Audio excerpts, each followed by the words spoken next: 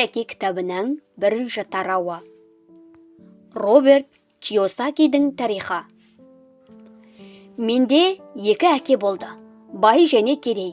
Біреуі білімді және ақылды. Докторлық дәрежесі бар.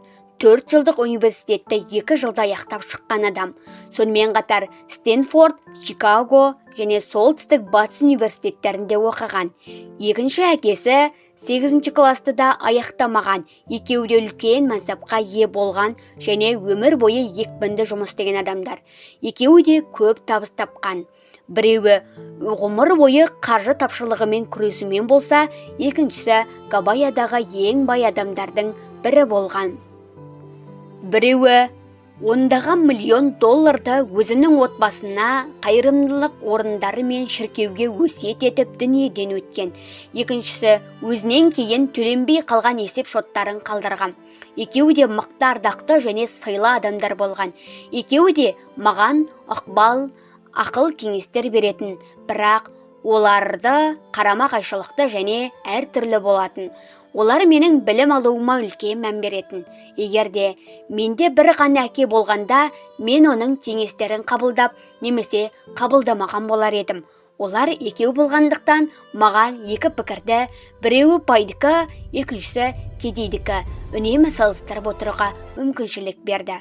Бұлардың пікірлерін қабылдауға, немесе қабылдамай тастауға жағдайым бола тұра, олардың айтқан сөздерін, терең ойларын салыстырып, өз ойымның елегінен өткізіп, таңдап алуды мақұл көрдім.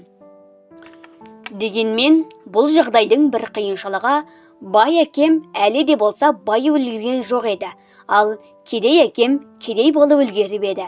Екеуінің де мансаптары жақында ғана басталған еді. Екеуі де өз отбастарын қамтамасыз етулері қажет еді. Бірақ ақша туралы олардың көзқарастары тым әртүрлі болатын. Мысалы, біріншісі ақшаға құнығу барлық жаман істің түп тамыры десе, екіншісі барлық жаман істің түп тамыры ақшаның жоқтығы дейтін. Менің бала кезімде осындай беделді екі әкенің ықпалымен өмір сүру қиынға соқты. Мен жақсы әрі тіл алғыш бала болғым келді, бірақ олар маған қарама-қайшы пікірлер айтумен болды. Әсіресе ақша жөніндегі көзқарастарының ерекшелігі маған үлкен ой салатын. Осының бәрін зерттеп, түсінуге итермелейтін. Сөйтіп олардың айтқан сөздері жөнінде көп ойлана бастайтын болдым. Менің біраз уақытым ойлануға, әсіресе ол неге бұлай дейді, неге дегенге кететін. Біреуінің айтқан пікірін екіншісіне сұрақ етіп қоятынмын. Әрине маған, я оныкі дұрыс, мен мұнымен келісемін, немесе шал өз айтқанын өзі білмейді деп қоя салуға болатын еді. Алайда менде екі жақсы көретін әкелер болғандықтан, көп ойланып, ең аяғында өз пікірімді қабылдауға әкеліп соқтыратын. Ақырында біреудің пікірін жай тыңдап, қабылдап, немесе одан бас тартқанша өзінше ойланып, шешім қабылдаудың артықшылығына көзім жетті. Байлардың одан сайын байы түсуі, кедейдің одан әрі кедейленуі, ал орта класс өкілдерінің қарыздан шықпаушылығы себептерінің бірі ол адамдардың ақшаның не екенін мектепте білмей, үйде білушілігі. Бала ақшаның не екенін ең бірінші өз ата-анасынан үйренеді. Ал кедей адам баласына ақша туралы не айта алады? Ол тек қана мектепте оқы және тырысушы бол дейді. Мүмкін бала мектепті жоғары бағалармен аяқтар, бәрібір онда қаржы туралы кедейдің ой пікірі қалыптасады. Себебі оған ол бала кезінен үйренген, мектеп ақша жөнінде оқытпайды. Мұғалімдер ғылыми және кәсіби біліктіліктерін арттыруға тырысып, қаржы туралы ойласпайды. Міне, сондықтан да банкерлер, дәрігерлер және бухгалтерлер мектепте жақсы оқығандарына қарамастан өмір бойы қаржы тапшылығын сезінумен болады. Біздің мемлекетіміздің көп қарыздары бар. Оның басты себебі жоғары білімді саясаткерлер мен үкімет шенеуніктерінің қаржы жөнінде білімдерінің мардымсыз және шала болулары салдарынан. олар қаржы мәселелері туралы көбіне сауатсыз шешімдер қабылдаушылықтары болып табылады. Мен алдағы жаңа 1000 жылдықта материалдық және дәрігерлік көмекті қажет ететін миллиондаған адамдармен не болар екен деп ойлаймын. Сөз жоқ, олар өз отбасыларына немесе үкіметке тәуелді болады. Ал дәрігерлік және зейнетақы қорларында ақша бітсе не болады? Халық сонда қалай күн көреді? Егерде балабақша дегеннің не екенін көпшілігі кедей не болмаса түбінде сондай кедей болатын ата-аналарынан ғана үйренсе. Менде маған ықпал ететін екі әке болғандықтан мен ол екеуінен де үйрендім. Олардың берген кеңестерін, бөліскен ой пікірлерін жиі ой елегінен өткізіп, ақырында ойдың адам өміріне қандай және қалай ықпал ететін көзім жетті. Менің кедей әкем ондайды өзіме жасауға менде жағдай жоқ деп жиі айтса, екіншісі мұндай сөздерді айтуға тіптен тыйым салатын. Ол мұндай жағдайды өзіме қайткенде қалай жасай аламын деп ойлану керек екендігін нығыздап айтатын. Бірінші пікір тұжырым, ал екіншісі сұрақ. Біріншісі көнушілік, екіншісі ойлау.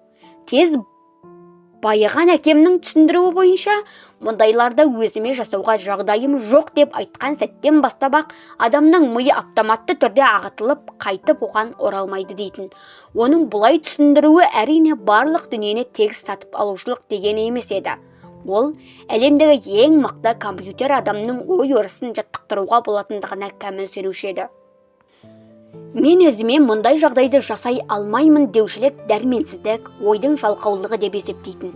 Менің екі әкелерімнің жұмысты көп істегендеріне қарамастан байқағаным, біреуі ақша туралы сөз көтерілгенде миын жаттықтыра бастайтын, ал екіншісі оны ұйқылы, селқос жағдайда ұстайтын.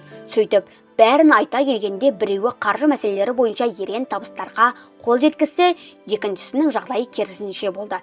Яғни күнде тренажерлық залға барып жаттығушы адам мен күні бойы диванда отырып газет оқып телевизор көрушілікпен айналысатын адамның арасында қандай айырмашылық болса, мұнда да нақ сондай айырмашылық бар еді.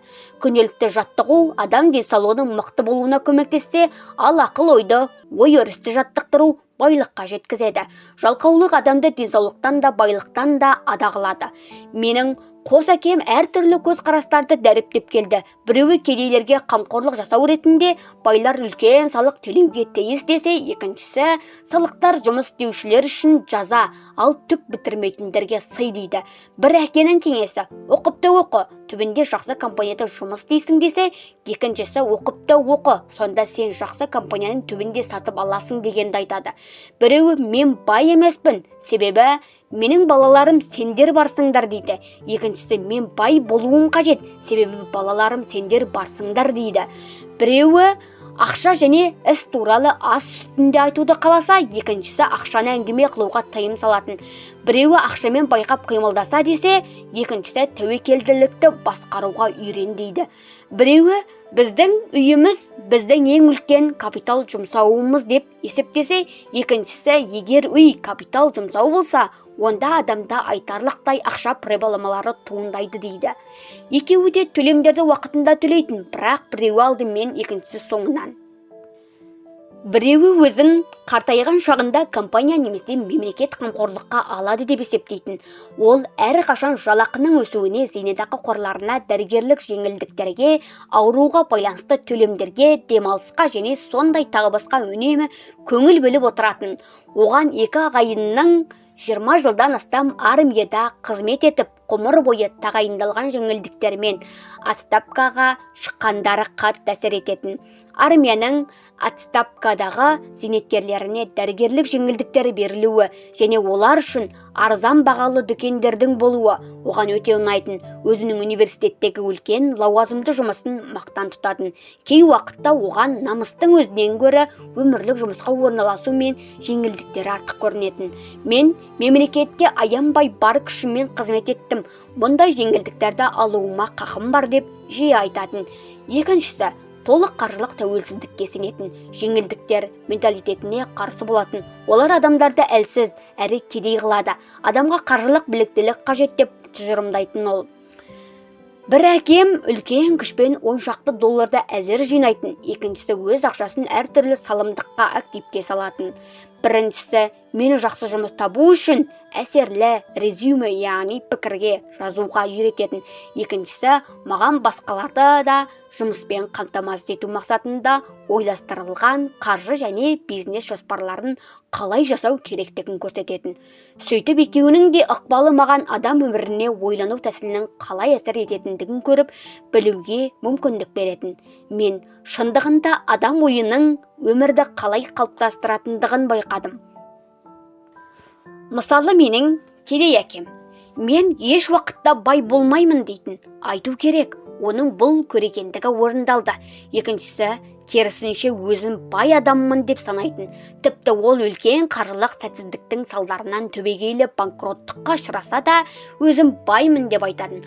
Мұнысын бай деп түсіндіретін. Кедейлік пен банкроттықтың арасында үлкен айырмашылық бар. Екіншісі уақытша жағдай, ал біріншісі мәңгілік. Сонымен қатар, менің кедей әкем мені ақша қызықтырмайды, немесе әңгіме ақшада емес дегендерді жиі айтатын. Ал бай әкем, ақша ол билік деп кесіп айтатын. Расында адам ой қимылының қандай күші бар екенін кім есептеп көрген. Дегенмен, ойланудың маңыздылығын мен бала кезімнен аңғарғамын. Менің пайымдауымша, кедей әкемнің кедейлігі ақшаны аз тапқандылығынан емес, ол аз алмайтын. Оның себебі ол солай ойлап, солай қимыл жасайтын. Менде екі әке болғандықта мен бала кезімнен екі ақыл кеңестің қайсысын өзіме таңдап алуды жан-жақты салыстырып ойластыратынмын. Қайсысын тыңдауым қажет? Бай әкені ме, әлде кедейін бе? Екеуі де оқып білім алуға үлкен мән беретін, бірақ нені оқу керек? Оқудың қай түрі маңыздырақ? Бұлар туралы олардың пікірлері үйлеспейтін. Біреуі, мен жақсы оқып жоғары білім алып, үлкен жалақы алу үшін жақсы жұмыс тауып алуымды қалайтын. Ол менің адвокат, бухгалтер немесе менеджер болғанымды жақсы көретін. Екіншісі, қалай бай болуға, ақшаның қалай жұмыс істейтіндігін білуге, қайткенде оны өз пайдаңа жұмыс атқаруға мәжбүр етуді білуді, оқып үйренуге кеңес беретін.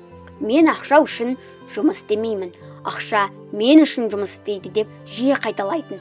Ақырында мен 9 жасымда бай әкеден ақшаның не екенін білуге бел шештім. Кедей әкемнің ғылыми атақ дәрежелеріне қарамастан, оның ақыл кеңестерінен гөрі бай әкемнің ой пікірлерін қалауды ұйғардым. Маған Роберт Простың берген сабағы. Роберт Прост менің сүйікті ақыным. Маған оның көп өлеңдері ұнайтын. Ал мынау солардың ішіндегі басқа жол атты өлеңі. Ең сүйіктісі. Бұл өлең күн сайын неменеге үйретеді. Мен соны пайдаланам. Бұл өлең туралы көп ойландым. Үлкен білімді әкемнің пікірін қабылдамау өте қиынға соқты. Дегенмен бұл шешім өз өмірімнің айқындаушы бағыты болды. Осыдан кейін менің қаржы туралы оқуым басталды. Бай әкемен 30 жасқа толғанға дейін 30 жыл бойы оқытты. Ол бұл оқуды менің көп басыма кіре бермейтін қағидаларды күнделікті нұқып түсіндірудің арқасында оны еріп шыққаныма әбден көзі жеткеннен кейін ғана тоқтатты. Ақша биліктің бір түрі, алайда бұдан да күшті ол қаржылық білім. Ақша келеді және кетеді. Ақшаның қалай жұмыс атқаратынын білсеңіз, онда оларды басқара аласыз. Бұл байлыққа жетудің алғашқы жолы. Жалғыз оң көз қарастық жеткіліксіз. Адамдардың көпшілігі мектептен ақша туралы ешқандай білім алып шықпай, ғұмыр бойы ақша үшін жұмыс істейді. Менің қаржы туралы оқуым басталғанда мен 10 жаста ғана едім. Сондықтан бай әкемнің сабақтары жай қарапайым ғана болатын. Негізінде менің 30 жыл оқығанымды 6 сабақ ретінде жазып шығуға болады. Бұл кітапта маған кезінде бай әкенің берген сабақтары қарапайым түрде баяндалған. Мұнда сұраққа жауап берушілік жоқ, тек қана негізгі принциптері, жалпы нұсқаулар берілген. Олар әрине біздің мынадай мазасыз және құбылмалы өмірімізде қандай өзгерістер болса да сіздің балаларыңызға бай болуларына көмектеседі. Бірінші сабақ, байлар ақша үшін жұмыс істемейді. Екінші сабақ, қаржы туралы білім неге қажет? Үшінші сабақ, өз ісіңізді бастаңыз. Төртінші сабақ, салықтар қалай пайда болды және корпорациялардың артықшылықтары неде? Бесінші сабақ, Байлар ақшаны оймен табады. 6-шы сабақ: ақша үшін емес, тәжірибе үшін жұмыс істеңіз. 1-ші сабақ: байлар ақша үшін жұмыс істемейді. 2-ші тарау. Папа, айтшы, қалай бай болуға болады? Әкем оқып отырған кешкі газетін ысырып қойды. Балам, сен неге бай болғың келеді? Себебі, бүгін Жиммидің мамасы өзінің жаңа Кадиллак машинасымен келіп, өзінің отбасын демалыс күндерінде теңіз жағасындағы үйге алып кетті. Жимми өзімен бірге 3 досын қоса ала кетті, ал Майкл екеумізді шақырған жоқ. Бізге айтқандары: сендер кедей болғандарыңнан алмаймыз деді. Шын ба? Деді әкем сеніңкіремей. Я, рас, дедім мен өкпелі түрмен. Әкем үндемей басын шайқап, көзілдірігін дұрыстап, қайта киіп, газет оқуын жалғастырды. Ал мен ол не айтар екен деп күтуде болдым. 1956 жыл. Мен 9 жастамын. Болғаны солай, байлардың балаларымен бір мектепке баратынмын. Біздің қалашығымыз бұрынғы қант плантациясының орнына салынған. Плантация басшысы басқа да ықпалды тұлғалар, дәрігерлер, бизнесмендер мен банкирлер алғашқы 6 жылға өз балаларын осы мектепке беретін. Содан кейін оларды жеке меншікті мектепте ауыстыратын. Біз сол мектеп жағындағы көшеде тұрғандықтан мен осы мектепке баратынмын. Егерде біз басқа көшеде тұрғанда сөз жоқ тұрмыс жағдайлары бізбен қатар отбасылардың балалары оқитын мектебіне жіберген болатын еді. 6-шы класстан кейін мен сияқтылар мемлекеттік мектепте оқуымызды жалғастырдық. Біз үшін жеке меншік мектеп жоқ еді. Бір кезде әкем газет оқуын тоқтатты. Оның ойланып отырғаны көрінді. Балам, деді ол ақырын бастап, егер сен бай болғың келсе, онда саған ақша табуға үйренуің керек. Ақшаны қалай табады деп сұрадым мен. Өзің ойлан, деді жымиып мұнысы. Мен саған ештеңе айтпаймын, немесе мен бұл сұраққа жауап бере алмаймын. Мені ыңғайсыз жағдайда қалдырма дегені сияқты болып көрінді маған. 1-ші серіктестік. Келесі күні әкеммен болған әңгімені ең жақсы досым Майкке айттым. Майк екеуміз де осы мектепте оқитын кедей отбасыларынан едік. Ол да мен сияқты тағдырдың қызық қалтарыстарынан байланысты осы мектепке оқуға келген еді. Біреудің мектеп шекарасын біз тұратын көше арқылы өткізуіне байланысты олардың балаларына арналған мектепке бардық. Шындығында біздер соншалықты кедей демес едік, бірақ бізге солай көрінетін. Себебі бізден басқа балалардың барлығында да жаңа бейсбол қолғаптары, жаңа велосипедтері барлығы жаңа болатын. Әкем мен шешем бізге қажетінің бәрін берді. Ас, киім, үйіміз болды, бірақ одан артық ештеңе жоқ. Менің әкем, егер саған бірдеңе қажет болса, оны сен еңбекпен табуың керек дейтін. Бізге көп нәрселер қажет етеді. Алайда 9 жасар балаға көп жұмысты кім береді? Біз ақшаны қалай істейміз деп сұрады Майк. Мен білмеймін, дедім. Ал сен маған серік болғың келе ме? Ол келісімін берді. Сөйтіп, сол сенбінің таңында маған тұңғыш бизнес серіктес пайда болды. Біз таңертеңнен бері ақшаны қалай жасау керектігі жөнінде жоспар құрумен болдық. Кей уақытта біз теңіз жағалауында тұратын Жимми сияқты байларды еске алдық. Бізге бұл бір шама өкінішті еді, бірақ осы өкініші бізді баю жолына ынталандырушы күш болды. Бір кезеңде бізге түстен кейін бір ой келді. Бұл пікірді Майк бір ғылыми көпшілік кітаптан оқыған екен. Біз бір-бірімізге үлкен үміттілікпен қарастық. Сөйтіп біздің серіктестігіміз де өз ісіміз пайда болды. Содан кейін біз бірнеше апта бойынша көрші көлемдерді, үйлерді аралап, босап қалған тігіс тазартқыш пасталардың тюбиктерін бізге берулерін өтіндік. Алдымен бұған үлкен адамдар таң қалып, содан кейін күлімсіреп келісімдерін берді.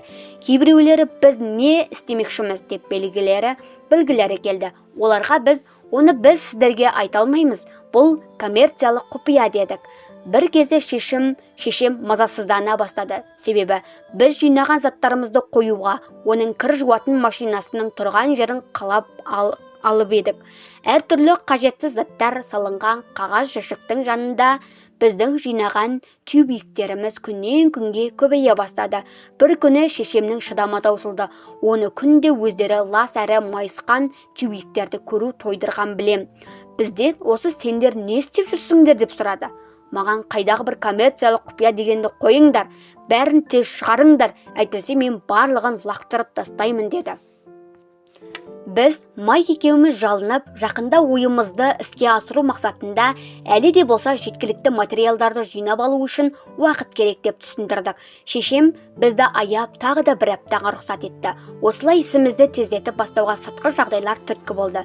Өйткені жұмыс атқарушы серіктестік ретінде қойма жөнінде менің шешемнің тарапынан алғашқы ескерту алдық. Енді Майкке көршілерді тездетіп паста тюбиктерін босатуды, ол үшін тістерін жиі тазартуды өтіну міндеті еді. Мен өндіріс орнын жинақтауға кірістім. Бір күні әкем бір досымен үйге келіп, аулада бар ынтасымен жұмыспен айналысып жатқан 9 жасар екі баланы көреді. Маңайымыздың бәрі ақ ұнтақтармен қоқыстанған еді. Ұзын үстелдің үстінде пайдаланудан кейін мектептен алып келген бос сүт пакеттерінің жанында грилде алаулап тұрған қызыл шоқтарды көрді. Әкем баяу қимылдап бізге жақын келді.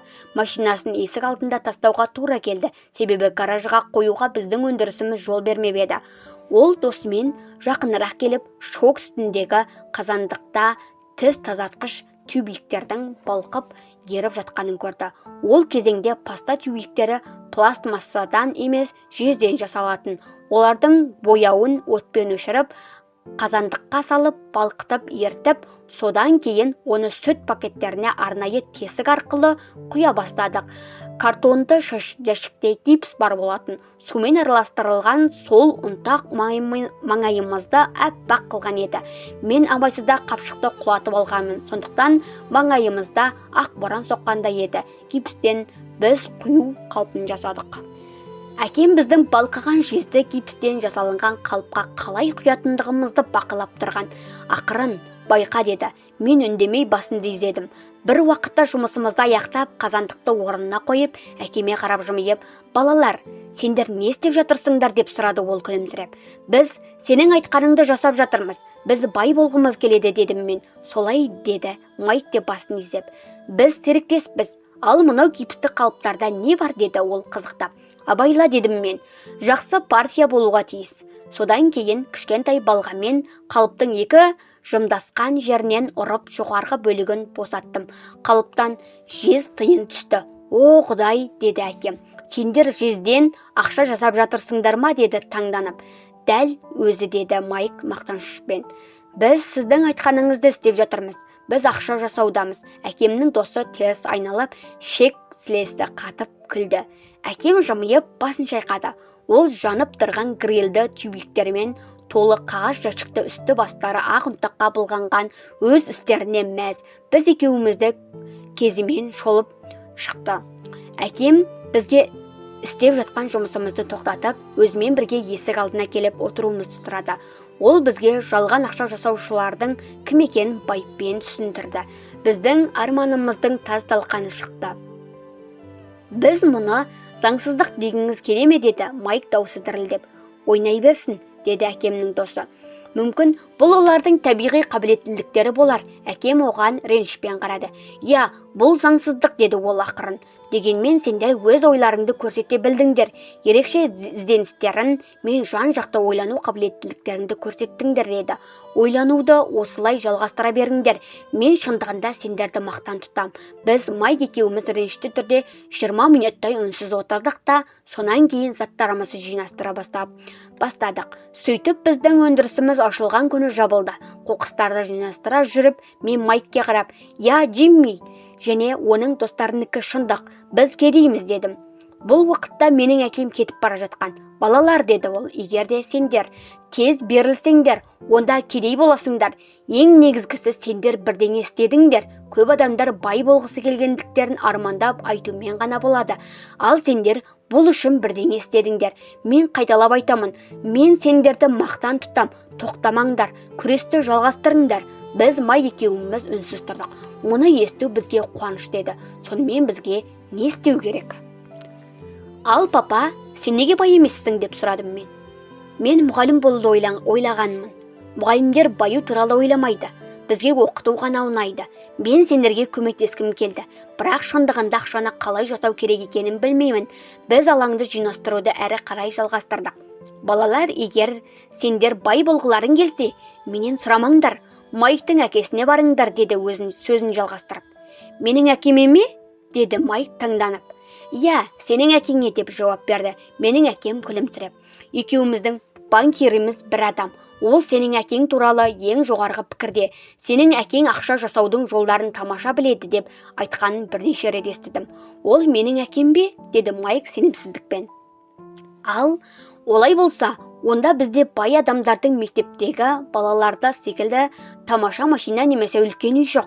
Жаңа машина және үлкен үй. Қайткенде де сенің бай және ақшаны қалай табу керектігін білетіндігінің белгісі емес, деп жауап берді әкем. Джиммидің әкесі қант плантациясында жұмыс істейді. Оның менен айырмашылығы шамалы. Ол компанияға жұмыс істесе, мен мемлекетте қызмет етем. Компания оған машина сатып алып берді. Бұл компанияның қазіргі кезеңде қаржылық проблемалары бар. Енді жақында Джиммидің әкесінде ештеңе болмайды. Ал Майк, сенің әкең ондай емес. Ол меніңше өз империясын құруда. Бірнеше жылдардан кейін ең бай адам болады. Бұл сөздер Майк екеумізді қайта қызықтыра түсті. Біз қосылып жасаған шаруамыздың қалдықтарын тездетіп жинастырып, Майктың әкесімен қашан және қай жерде кездесіп сөйлесуіміз туралы ақылдастық. Оның қиындығы, ол кісі көп жұмыс істейтін, үйіне өте кеш оралатын. Ол кісіге көптеген қоймалар, құрылыс компаниясы, бірнеше дүкендер және 3 ресторан қарайтын. Осы ресторандар үшін ол жұмыста түнге дейін болатын. Ауланы жиыстырып болғаннан кейін Майк автобусқа мініп үйіне кетті. Ол сол күні кешке әкесімен бізге қалай бай болуды үйрете ме, әлде жоқ ба, соны сөйлесіп білуге асығып еді. Өте кеш болса да, Майк әңгімеден кейін маған телефон соғуға уәде етті. Кешкі 8:30-да телефон соғылды. Тамаша, дедім мен. Келесі сенбіде, деп телефонды орнына қойдым. Майктың әкесі бізбен кездесіп әңгімелесуге уәде қылды. Міне, сенбі күні таңғы 7:30-да мен автобусқа мініп, қаланың кедейлер тұратын бөлігіне тарттым. Сабақтар басталуда. Мен сағатына 10 центкен төлеймін. 1956 жылдың бағытымен салыстырғанның өзінде төленетін ақшаның көлемі күлкілі еді. Біз Майк екеуміз оның әкесімен таңертеңгі 8-де кездестік. Осы кезде оның қолы бос емес еді. Жұмысқа кіріскеніне 1 сағаттай болған екен. Мен өзі қарапайым әрі кішкентай, бірақ таза үйге таянғанымда оның жанынан құрылыс бастығы мінген машина орнынан қозғалып бара жатты. Майк мені есік алдынан күтіп алды. Әкем телефон арқылы сөйлесіп жатыр. Бізге үй сыртындағы басқышта күте тұруымызды айтты, деді ол маған есікті ашып жатып. Мен табалдырықтан аттап бұл ескі үйдің сықырлауық еденіне аяқ бастым. Кіреберісте арзан бағалы төсеніш жатты. Өзі таза, бірақ жаңа емес. Ескі жұмсақ жиһаздарға толы бөлмеге ендім. Диванда менің шешемнен бір шама үлкенірек 2 әйелі отырды. Оларға қарсы орындықтарда бір ер адам отырды. Киімдері таза, жас шамасы 45-терге келген. Менің әкемнен 10 жастай үлкен. Біз Майк екеуміз олардың қасынан өтіп бара жатқанымызда бізге күлімсіреп қарады. Бұлар кімдер, деп сұрадым. Бұл кісілер әкемде жұмыс істейді. Ер адам қойма меңгерушісі, әйелдер ресторандарды басқарады. Пикап машинасымен кеткен кісі осы арадан 70 шақырымдай жерде жол құрылысымен айналысады. Екіншісі сен келгенше кетіп қалған. Күнде осылай ма, дедім мен таңданып. Күн сайын емес, бірақ жиі, деп жауап берді Майк. Менің жаныма отыра беріп, ол кісі бізді ақша жасауға үйрете ме екен? Бұған ол не айтты? Дедім мен ақырындап. Алдымен ол бір түрлі таңдана қарады. Ал соңынан менде сендерге ұсыныс бар, деді. Солай ма? Дедім мен орындықта тербеле отырып. Сен білесің бе, ол қандай ұсыныс? Жоқ, бірақ қазір білеміз.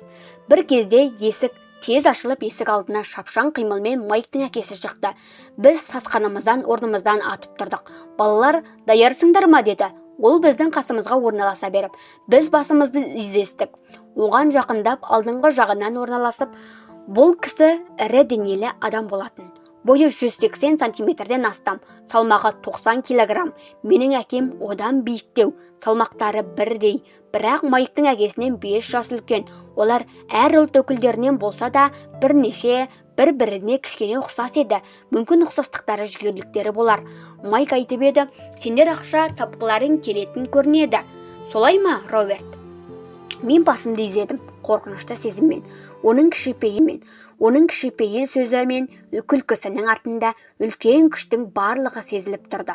Онда менде мынандай ұсыныс бар. Сендерді оқытам, бірақ мектептегідей емес, басқаша. Ол үшін маған жұмыс істеулерің қажет. Жұмыс барысында мен сендерді тез үйретем. Ал егер мектептегідей тек қана отырып қана тыңдаймыз ғой деп ойласаңдар, онда мен уақытымды текке жоғалтам. Менің ұсынысым, көнсеңдер келісімдеріңді беріңдер, көнбесеңдер қойыңдар. Алдымен сұрауға бола ма деп бастап келе жатыр ем. Жоқ, көнсеңдер, көніңдер, көнбесеңдер өздерің біліңдер. Менде жұмыс өте көп, босқа уақыт өткізе алмаймын. Егер сендер тез шешім қабылдай алмасаңдар, еш уақытта ақша жасай алмайсыңдар. Мүмкіндіктер пайда болады және жоғалады. Егер сендер шапшаң шешім қабылдайтын болсаңдар, бұл тамаша. Міне, сендердің іздегендеріңнің мүмкіндігі енді туды. Сабақ басталды, немесе 10 секундтан кейін аяқталады дейді Майктың әкесі жымиып. Мен келісемін дедім мен. Мен де деді Майк. Жақсы деп жауап берді Майктың әкесі. Мұнда 10 минуттан кейін Мартин апай келеді. Мен ол кісімен сөйлескеннен кейін, сол кісімен бірге менің өз-өзіне қызмет жасайтын дүкеніме барып, жұмысқа кірісесіңдер. Мен сендерге сағатта 10 центтен төлеймін. Әрбір сенбі сайын 3 сағаттан жұмыс істейсіңдер. Менде бүгін бейсболдан кездесу бар еді, дедім мен ышқынып. Көнсеңдер, көніңдер, көнбесеңдер кетіңдер, деді ол қатқыл дауыспен. Келісемін дедім мен, бір жола бейсбол ойыннан қойып, жұмыс істеуге және оқуға шешім қабылдап. 30 центтен кейін. Сол сенбі күнгі 9-дан бастап Мартин апайдың қарамағында жұмысқа кірістік. Бұл кісі сондай қайырымды және шыдамды әйел еді. Ол бізге ылғи, Майк екеуіміз оның ержетіп кеткен екі ұлдарына ұқсайтындығымызды айтушы еді. Рас, өзінің қарапайымдылығына қарамастан, ол бізге көп жұмыс істеуіміз қажет деп есептейтін, әрі оны әрқашан бізге тауып беретін. Біз 3 сағат бойы сөрелердегі консерві банкілерін алып, хук қанатымен шаңдардан тазартып, мұқияттылықпен қайтадан орындарына қоюымыз керек. Бұл бір қалыпты, әрі өте іш пыстыратын жұмыс еді. Өзімнің бай әкем деп атайтын Майктың әкесінде үлкен автотұрақтары және тағы осындай 9 өз-өздеріне қызмет жасайтын кішігірім дүкендері бар. Осы жерден алыс тұрмайтын кісілер сүт, нан, май және темекі сатып алуға мүмкіншіліктері бар еді. Өкінішке орай, ол уақытта Габаяда ауаны алмастыру кондиционерлері болмайтын, күннің ыстығынан дүкендердің есіктері жабылмайтын, оның салдарынан автотұраққа келетін машиналардың көп жүрісінен олардың іші шаң тозаңға толы болатын. 3 апта бойы 3 сағатта Мартин апайға келіп жұмыс істедік. Түске қарай біздің жұмысымыз аяқталатын. Ол кісіге бізге 3 тиындық ақша беретін. 1956 жылы 9 жасар баланың өзіне 10-30 цент көп ақша болып есептелмейтін. Ол уақытта комикстер, яғни күлдіргі әңгімелері мен суретті кітабы құны 10 центтен кем болмайтын. Тапқан табысымды осы кітаптарға жұмсап үйіме кететінмін. 4-ші аптаның сәрсенбісінде мен барлығын тастауға даяр едім. Майктың әкесінен ақшаны қалай жасау керектігін үйренуге жұмысқа кіріп едім. Енді сағатына 10 цент үшін құлға айналдым. Оның есесіне бірінші кездесуден соң Майктың әкесін көргенім жоқ. Мен кетемін дедім Майкке түскі үзіліс кезінде. Мектептегі түскі ас өте нашар еді. Оқу іш пыстырады. Оның сатында мен сүйікті сенбі күнінен айырылдым. Әсіресе мені мазаландырған осы 30 цент болды. Майк күлді. Неге күлесің дедім мен ашуланып. Әкем айтып еді, осылай болады деп. Сен кетуге дайыр болғанда кездесуге келсін деді. Не дедім мен назалы түрде. Сонда ол осының бәрі мені мезі қылғанша күткен бе? Жалпы солай, я деп жауап берді Майк. Менің әкем басқа кісілерден емес, ол сенің әкең сияқты оқытпайды. Сенің әке шешең көп сөйлейді, ал менің әкем үндемейді, немесе аз сөйлейді. Қалайды. Сенбіге дейін күте тұр, сенің күтуге даяр екеніңді оған айтайын. Сонда мұның барлығы әдейі істелінген дегін келе ме? Әдейі емес, бірақ осыған ұқсас бірдеңе. Сенбі күні әкем бәрін түсіндіреді. Сенбідегі кезек. Мен онымен әңгімеге даяр едім. Менің өз әкемде қатты ренжуледі. Өзім кедей деп есептейтін туған әкем, бай әке, бала еңбегі туралы заңды бұзған. Оны сотқа беру керек деп есептейді. Ол маған атқарған еңбегіне сай сағатына 25 центтен кем емес жалақыңды алып талап ет деп кеңес берді. Егер де ол жалақыңды көтермесе, онда сен жұмыстан жедел кетуің керек деді әкем. Мұндай сорлы жұмыстың саған қажеті қанша деді ол ашулы түрде. Сенбі күнгі таңғы 8-де менің алдымнан Майк үйінің сықырлауық есігі тағы ашылды. Мен есіктен кіргенде Майктың әкесі отыр және кезекті күт деді. Ол бұрылды да кішкене жұмыс бөлмесіне кіріп кетті. Мен жан-жағыма қарадым. Майк маңайда жоқ еді. Мен ақырын ғана осыдан 4 аптадан бұрын кездескен екі әйелдің жанына отырдым. Олар күлімсіреп, орындарынан қозғалып, маған орын босатты. 45 минут уақыт кетті. Мен мазасыздана бастадым. Ол екі әйелді қабылдап жібергеннен бері тағы жарты сағат өтті. Олардан кейін тағы бір қартаңдау адам келіп, 20 минуттай болып, ол да кетті. Үй бос қалды. Габаяның осындай бір тамаша күнінде өзі сараң, әрі балалар еңбегін қанаушының қапа бөлмесінде қабылдауын күтіп отырдым. Мен оның кабинетінде қалай жүргенін, телефонмен сөйлескенін бәрін естіп отырдым. Алайда мені есіне алар емес. Мен тұрып кетуге даяр едім. Дегенмен әлі де болса орнында отырдым. Бір уақытта тағы да 15 минут өткеннен кейін тура сағат 9-да кабинетінен үндемей шығып маған қолымен ишарат етті. Менің байқағаным, сен егер жалақыны көтермесе, жұмысты тастайсың ғой, деді бай әкем айналмалы орындығының үстінде ырғала отырып. Сіз шарттағы өз келісіміңізді орындамадыңыз ғой деп айтып салдым мен, жыларман болып. 9 жасар балаға үлкен адаммен айтысу шындығында өте қиын. Егерде мен сізге жұмыс істесем, мені оқытамын деп айтып едіңіз ғой. Мен сізге жұмыс істедім. Мен көп жұмыс атқардым. Сізге жұмыс істеу үшін бейсболдан бас тарттым. Сіз мені ештеңеге де үйреткен жоқсыз. Сіз алдаушысыз. Қалада барлығы да сізді солай атайды. Сіз тек қана ақшаны ойлайсыз. Ал сізге жұмыс істеп жүргендер туралы ойламайсыз. Мені көп күтуге мәжбүр еттіңіз және мені сыйламайсыз. Мен кішкентай баламын, бірақ маған дұрыс қарауға құқығым бар. Көз қарасы өткір еді. Жаман емес деп жауап берді ол. Бір айға жетпей менің көп жұмыскерлерім сияқты сөйлесуге үйреніп қалыпсың. Не? Дедім мен таңданып. Мен оның не айтқанын түсінбей одан әрі шағымдануымды жалғастыра бердім. Мен сізді шарттағы өз уәдеңізді орындап оқытады ғой деп ойладым. Соның есесіне енді мені қинағыңыз келеді ме? Бұл қатыгездік. Дегенмен мен сені оқытудамын ғой, деді бай әкем баяу үнмен. Неменеге сіз үйреттіңіз? Ештеңеге, деді назаланып. Мен сізге тегіндерлік жұмыс істеуге келіскеннен бері сіз менімен бір ретте сөйлескен жоқсыз. Сағатына 10 цент. Маған сіз туралы тиісті орынға хабарлауым керек еді. Айтпақшы, сіздің елде бала еңбегі туралы заң бар. Сондай-ақ мені әкем мен мемлекетке қызмет етеді. Охо, деп үн қатты бай әкем. Енді сен менің бұрынғы көп жұмыскерлерім сияқты сөйлейтін болдың. Оларды мен жұмыстан босаттым, немесе өздері кетті. Я, енді сіз айтқаныңыз келеді маған, деп жалғастырдым мен. Мен кішкентай балаға артықтау өте батырланып кеттім. Сіз мені алдадыңыз. Мен сізге жұмыс істедім. Сіз сөзіңізде тұрмадыңыз. Сіз мені түкке үйреткен жоқсыз. Ал сені еш нәрсеге оқытпағанымды қайдан білдің, деді бай әке, шімірікпестен қызықтай қарап. Сіз менімен бір рет сөйлескен жоқсыз. Мен 3 апта жұмыс істедім. Ал сіз ештеңеге үйреткен жоқсыз, дедім мен бұртиып. Ал оқытқанда міндетті түрде сөйлеу немесе нотация оқу керек пе? Деп сұрады бай әке. Әрине, дедім мен. Осылай сені тек қана мектепте оқытады, деп жауап берді ол күлімсіреп. Бірақ өмір олай оқытпайды. Мен айтар едім, өмір ең жақсы ұстаз. Өмір сенімен еш уақытта сөйлеспейді. Ол сені тек қана соғады. Бірде бір жағынан, бірде екінші жағынан. Бірде соққы ол өмір. Әрбір соққы ол өмір. Оян, мен сенің бірдеңені түсінгеніңді қалаймын дейді өмір. Бұл не айтып отыр? Деп сұрадым өзіммен өзім үндемей.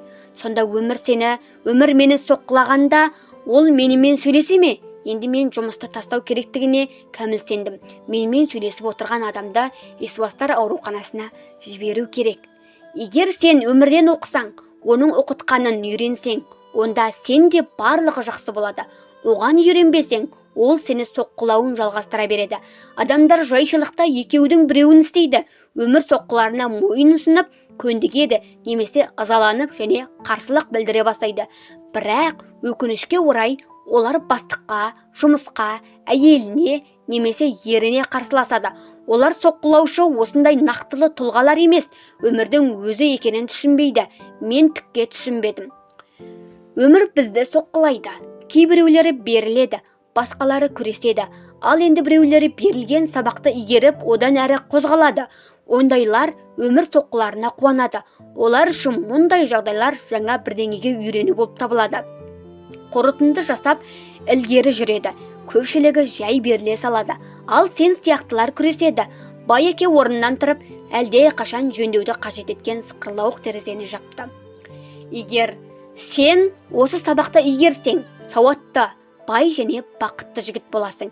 Егер бұлай болмаса, сен ғұмыр бойы өз басыңдағы қиыншылықтарды жұмыстан, жалақыдан немесе бастықтан көріп кінәлайсың. Сен өмір бойы ақша тапшылығын оны бір ғажайып нәрсе шешіп беретіндей сенімде жүресің. Байеке, сен тыңдап отырсың ба дегендей маған қарады. Көздеріміз бір-бірімен кезікті. Біз бір-бірімізге қарап, не ойлап отырғанымызды көздерімізден аңғардық. Оның айтқан ең соңғы сөзін түсініп, мен көзімді басқа жаққа бұрдым. Мен түсіндім, оныкі шындық еді. Мен оны айыпқа бұйырдым. Расында мені оқытқанды қалап едім. Мен күрестім. Байеке әрі қарай жалғастырып. Сонымен, егер де сенде мықты тегеурін болмаса, өмір қысымын бастағанда, сен әр қашан беріле бастайсың.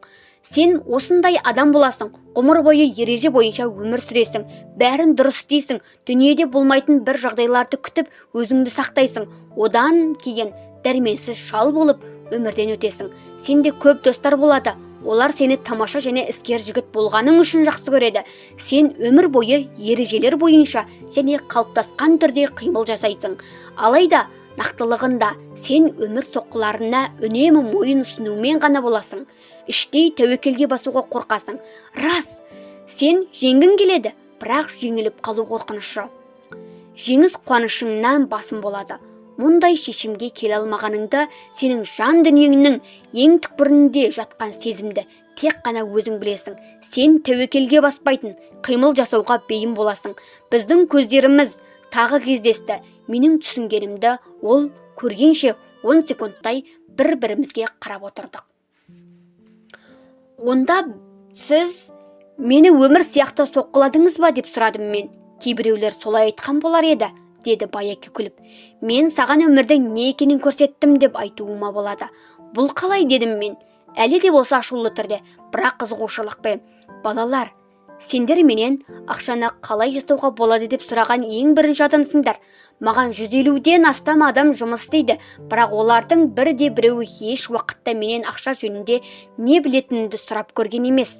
Оларға менен тек қана шек керек, ақша жөніндегі білім емес. Сондықтан олардың көпшілігі өмірлерінің ең жақсы кезеңдерінде ақша үшін жұмыс істеп, кімге және неменеге жұмыс істеп жүргендеріне түсінбей өтеді.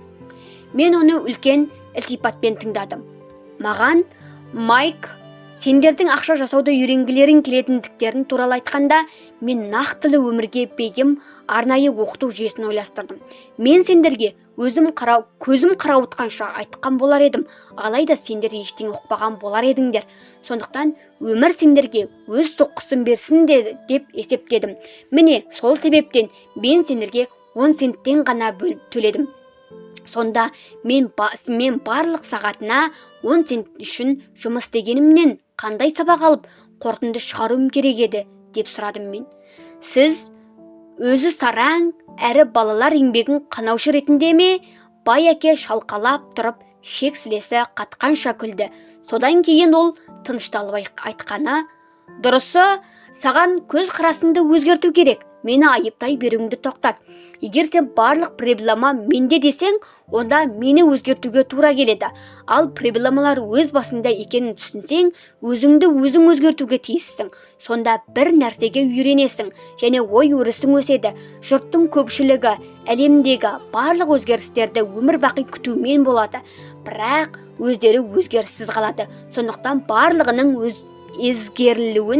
ескерілуін күткенше, өзгеруін күткенше, өзіңді өзгерткен жеңіл болады деп айтар едім. Түсінбеймін деп үн қаттым. Дегенмен, сіз маған 10 цент төлейсіз ғой. Ол сені неге үйретеді деп сұрады Байәке жымиып. Сіздің сараң екеніңізді дедім мен кекесінмен. Міне көрдің бе деп. Сен барлық проблема менде деп есептейсің, деді Байәке. Ол солай. Жарайды, егер сен әрі қарай осылай ойлайтын болсаң, ештеңеге үйренбейсің. Егер проблема менде десең, онда сенің қалауың қандай? Әрине, егер сіз маған көбірек төлемесеңіз, сыйластықпен қарамасаңыз және оқытпайтын болсаңыз, мен кетем. Жақсы айтылған сөз, деді Байәке. Жұрттың көпшілігі нақ осылай істейді. Олар істеп жүрген орындарынан кетіп, барлық проблемаларды жақсы жұмыс пен үлкен жалақы шешеді деп ғұмыр бойы соны іздеумен болады. Дегенмен мұндай жағдайда көпшілігінде бола бермейді. Ал сонда проблемаларды не шешеді деп сұрадым мен. Мен осы сорлы 10 центті алып қуануым керек пе? Байәке күлді. Сонда ондай да адамдар бар. Олар өз отбасыларындағы ақша қиындықтарының болатынын біліп, амалсыздан шекталады. Бұлай істейтіндері олар жалақының көтерілуін күтеді, сөйтіп барлық проблемалар шешіледі деп ойлайды. Көпшілігі осыған көнеді. Кейбіреулері екінші жұмысқа барады, онда да азғантай жалақыға ие болып шек алады. Мен төмен қараумен болдым, байқаймын. Байәкенің маған қандай сабақ бере бастағанын түсінгендеймін. Ол мені өмірде болатын нақтылы жағдайлармен таныстырып отырғанын сездім. Мен басымды көтеріп, өз сұрағымды қайталадым.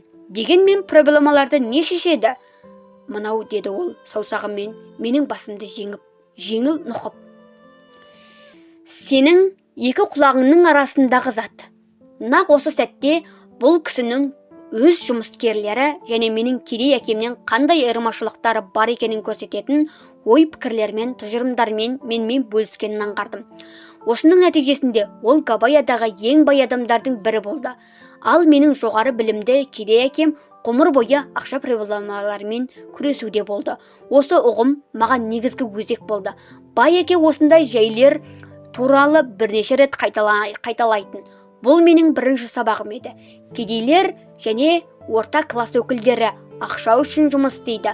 Байлар ақшаны өздеріне жұмыс істеуге мәжбүр етеді. Сол сенбі күнгі таңда менің кедей әкемнің үйреткенінен үлкен айырмашылығы бар және өзекті жаңа ой пікірдің бар екенін білдім. 9 жастағы маған екі кісінің өз білімдерін бергілері келгендерін көрдім. Екеуі де менің оқығанымды қалады, бірақ әртүрлі мақсаттарға. Менің жоғары білімді әкем өзінің жолымен жүру кеңес ететін. Балам, сенің оқыпты оқып, жоғары бағада алып, содан кейін үлкен компанияда тұрақты жұмыс істеуіңді тілеймін, бірақ онда үлкен жеңілдіктер болу керек дейтін. Менің бай әкем, мен ақша принциптерін түсініп, оны өзіме қалай жұмыс істеуге мәжбүр етушілікті біліп, үйренуді қолдайтын.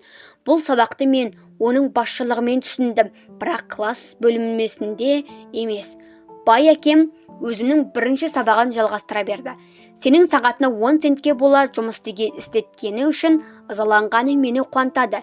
Егер де сен ренжімей, жай қуанышты түрде сол 10 центті үндемей ала салғаныңда, онда сені оқыта алмаймын деп айтуға тура келетін еді. Нақтылы білім алу үшін жігер, құштарлық, күшті талпыныс керектігін түсіну маңызды. Ашу бұл формуланың үлкен бір бөлігі, себебі құштарлық және ашу сүйіспеншіліктің тепе-теңдігі.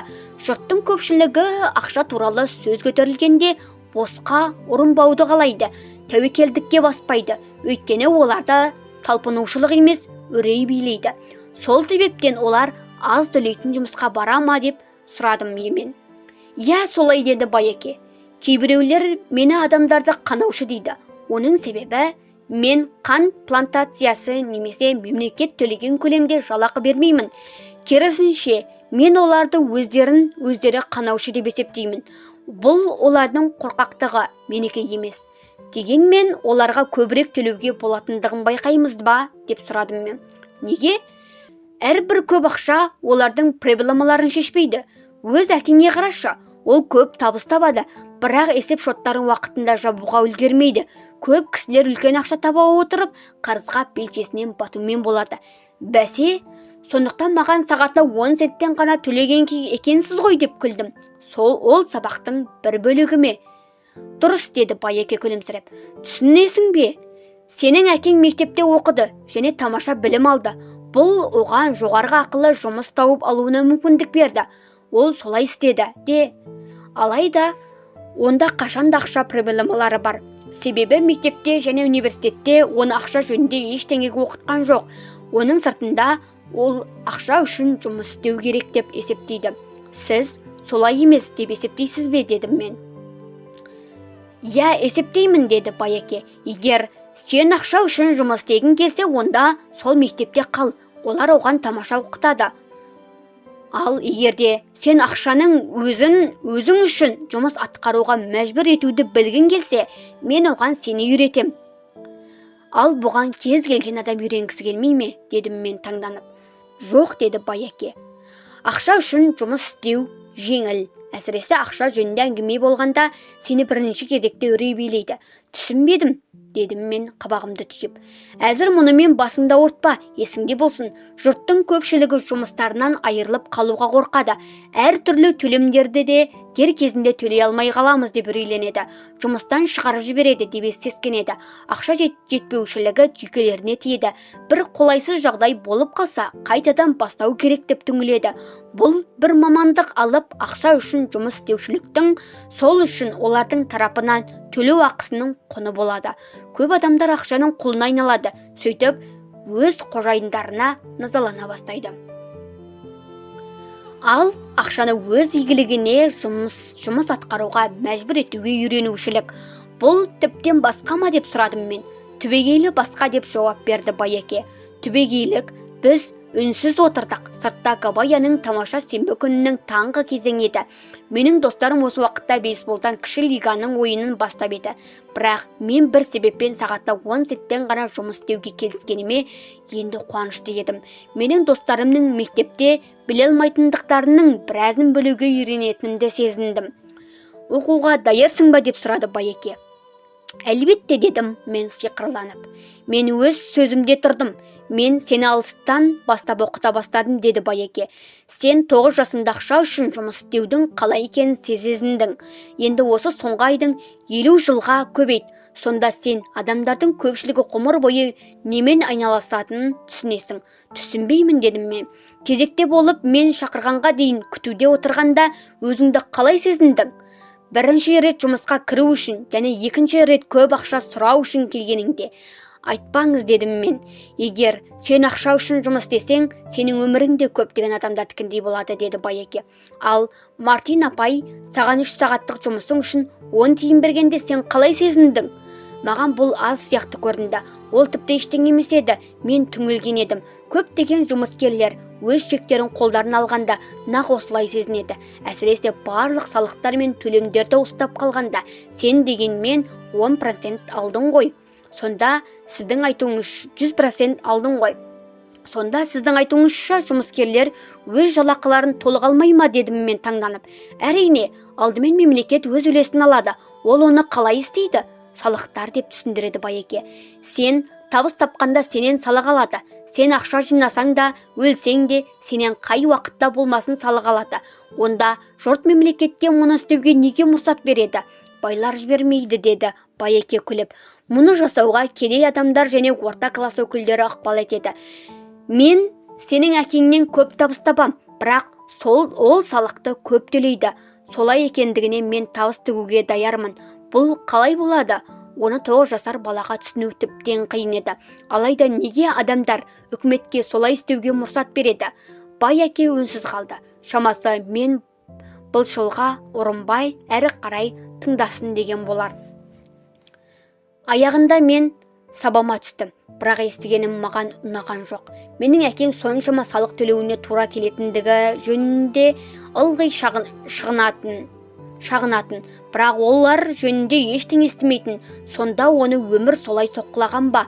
Бай әкемен маған үнсіз қарап отырған орындығында ырғалумен болды. Оқуға дайырсың ба? Мен үнсіз басымды изедім. Менің айтқанымдай, саған көп дүниеге үйренуге тура келеді. Ақшаны өзіне жұмыс етуші тұлға бұған ғұмыр бойы оқиды. Жұрттың көпшілігі 4 жылдық колледжде оқиды да, сонымен олардың білім алуы тоқтатылады. Менің түсінгенім, енді өзімнің барлық өмір жолымда ақшаны зерттеймін. Себебі білгенімнен одан да артық білуге тырысуым қажет. Ал көпшілік мұнымен еш уақытта айналыспайды. Олар жұмысқа барады, жалақы алады, төлемдерін төлейді, сонымен іс бітеді. Содан кейін ақшаның жетпейтіндігіне таңданумен болады. Бұл қиындықтар қолдарына көп ақша түскенде жойылады деп елес арманда жүреді. Сондықтан да менің әкемде салық проблемаларының болуы, оның ақшаның не екенін білмеуінен бе деп сұрадым мен таң қалып. Мынаны түсін деп жалғастырды сөзін бай әке. Салық төлеу ақшаны өзіңе жұмыс атқаруға мәжбүр етуді үйренудің бір кішігірім бөлігі ғана. Бүгін сенен білейін дегенім, ақшаның не екенін білуге арналған сенің ынталығың басылған жоқ па? Негізгі мәселе осында. Көпшілікте мұндай ынта жоқ. Олар оқығылары келеді. Көп ақша табу үшін өздерінің ыңғайлы және қызғылықты кәсіби мамандық алуға тырысады. Күндердің күнінде олар ақша тапшылығын сезінеді. Проблемалар туындайды, бастайды. Міне осыдан кейін еш уақытта жұмысты тастай алмайды. Сөйтіп олар тек қана ақша үшін жұмыс істеуді біледі. Ал ақшаны өзіне қалай жұмыс істетуге болатындығын жөнінде оқымайды, ұмтылмайды. Сондықтан бұл олардың өз сауатсыздықтары үшін төлеу бағасы құны. Сен әлі де болса осыларды игеріп оқуды қалайсың ба деп сұрады бай әке. Мен басымды изедім. Жақсы деді бай әке, онда жұмысқа бар. Енді саған ештеңе де төлемеймін. Не дедім? Мен таң қалып. Не естідің сол түкте? Сен бұрынғыдай әр сенбі сайын жұмыс істейсің, бірақ сен енді 10 центті де алмайсың. Сен ақша үшін жұмыс істемеуге үйренгім келеді дегенсің. Сондықтан мен саған ештеңе төлемеймін. Мен өз құлағыма сенбедім. Мен Майкпен бұл туралы сөйлестім. Ол жұмыс істеуде консервілердің шаңын сүртеді, қайтадан орындарына қояды. Бәрін тегін істейді. Бар абдырамай қосып оған. Бұл әділетсіздік дедім мен ышқынып. Сіз бірдеңе төлеуіңіз керек. Сен оқығым келеді дедің ғой. Егер сен бұған оқығың келмесе, келешекте жаңағы менің қабылдау бөлмемде кезекте күтіп отырған 2 әйел мен мосқал еркектей боласың. Олар ақша үшін жұмыс істейді. Мен оларды жұмыстан босатпайды деп сенеді. Немесе өз әкеңдей боласың, көп ақша табасың, қарызға белшеңнен батасың, барлық проблемалар ақшам көп болғанда шешіледі деп армандаумен боласың. Егер де сен осыны қаласаң, онда алғашқы шартқа сағатына 10 центтен төлеуге оралайық. Немесе жұрттың көбі не істесе солай істе, аз төлейді деп арыздан, шағын, жұмыстан боса, жаңа жұмыс істеуді баста. Онда мен не істеуім керек? Бай әке ақырын менің басымды нұқып, мынаны пайдалан деді ол. Егер сен осына пайдалануды үйренсең, жақын уақытта менің сабағым үшін рахметіңді айтасың. Сен өсесің және бай адам боласың. Менің тағы да алсанғаны не сенерімді, не сенбесімді білмей мықшиып тұрып қалдым. Мен жалақыны көбейтуді сұрағалы келгенімде енді тегін жұмыс істеуім керек.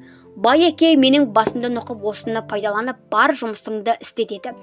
Мен өзімнің кедей әкеме енді маған түкте төленбейтінін айтқаным жоқ.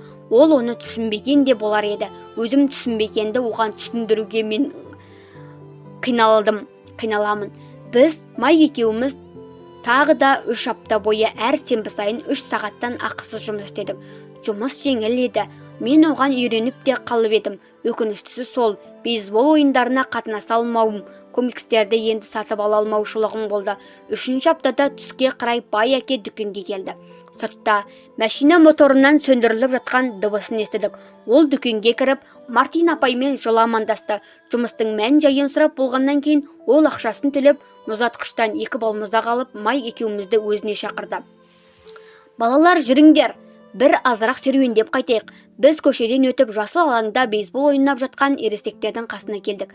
Жайғасып отырғаннан соң бізге балмұздықтарды беріп жатып сұрағаны: «Я, қалдерің қалай?»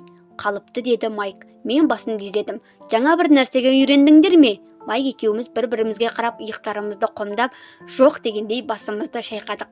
Өмірдің ең қатерлі тұзақтарына қалай килікпеуге болады? Енді балалар, сендерге ойланатын уақыт келді. Сендердің алдарыңда өмірдің ең бір маңызды сабағы тұр. Егерде сендер осы сабақты игерсеңдер, онда бостандықта және тыныш өмір сүре аласыңдар. Игере алмасаңдар, онда Мартин апай және анау саябақта бейсбол ойнап жүргендердің көпшілігіндей боласыңдар. Олар жұмысты көп істейді, ақшаны аз табады, тұрақты жұмыс сағымына ілесіп, жыл сайын берілетін 3 апталық демалысын шыдамсыздықпен күтуде болады. Ақырында 45 жыл жұмыстан кейін азғантай мөлшерлері зейнетақысы бар зейнетке шығады. Олар жақсы және еңбекқор адамдар. Сіз не оларға күлесіз бе деп жауап беруін сұрадым. Байеке күлді. Мартин апай маған шеше тәрізді. Мен ол кісіге қалай озбырлық жасай алам? Мүмкін бұл ашы шығатын шығар. Бірақ мен барлық күшіммен сендерге өз тәжірибемді көрсетуге тырысудамын. Мен сендердің маңайда не болып жатқанын көріп білу үшін ой өрістеріңді кеңейткім келеді. Бұл жағдайларды жайшылықта жұрттың көбі көрмейді, аңғармайды, білмейді. Себебі олардың көру, білу қабілеттіліктері шектелген. Жұрттың көпшілігі құрылған тұзаққа қалай түсіп қалғандарын сезбейді де. Майк екеуміз оның айтқандарын түсінуге тырысып үнсіз отырдық.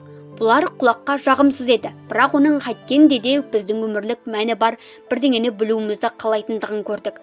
Байеке күліп былай деді: «Ал сендерге 25 цент сағатына төлеу сендерше қалай? Тартымды бағама? Бұдан сендердің жүрек қағыстарың жиіленбей ме?» Мен басымды шайқап, «Жоқ» дедім.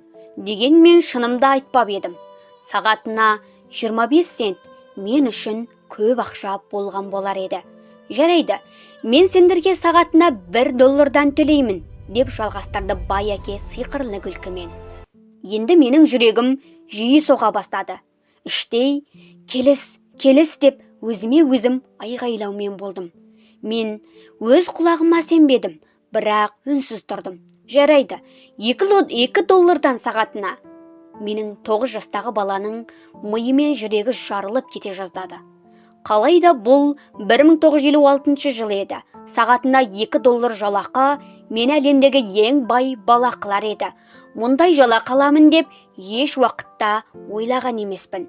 Мен я дегім келді. Мен келіскім келді.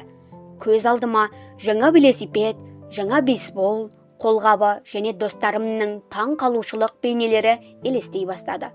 Осыдан кейін Джимми және оның достары енді мені кедей деп айта алмайды. Дегенмен қасарысқан адам тәрізді әлі үнсіз тұрдым. Мүмкін менің миым қайнап кеткен шығар. Сондықтан бір сөз айта алмадым. Алайда тереңде жатқан пікірім сағатына $2 келісім беру еді. Балмұздақ еріп болып, қолымызға ағып, иісіне құмырсқалар қаптай бастады.